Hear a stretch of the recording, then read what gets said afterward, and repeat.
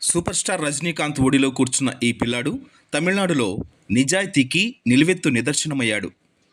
మహ్మద్ యాసిన్ అనే బాలుడికి రోడ్డుపై 50,000 రూపాయలు దొరికాయి.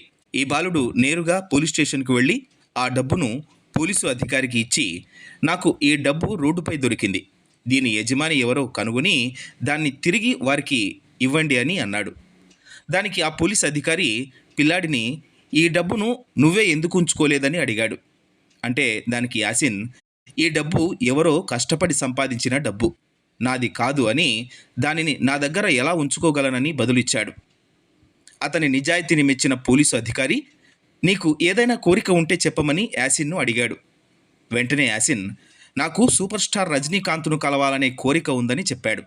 వెంటనే పోలీసులు ఆ విషయాన్ని సూపర్ స్టార్ రజనీకాంత్కు తెలియజేశారు.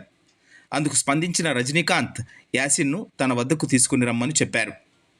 ఈ సందర్భంగా రజనీకాంత్ ఆ పిల్లాడి తల్లిదండ్రులకు ఆ పిల్లవాడి చదువు ఖర్చులన్నింటినీ తానే భరిస్తానని వాగ్దానం చేశాడు. అతను ప్రపంచంలోనే అత్యంత ఖరీదైన పాఠశాల లేదా కళాశాలలో చదువుకోవచ్చని తెలిపారు. ఇప్పటి నుండి నేను ఈ బిడ్డను నా సొంత కొడుకులా చూసుకుంటానన్నారు. నిజాయితీ అనేది పుట్టుకతోనే ఉంటుంది, కులం మరియు మతం ద్వారా కాదని సూపర్ స్టార్ రజనీకాంత్ అన్నారు.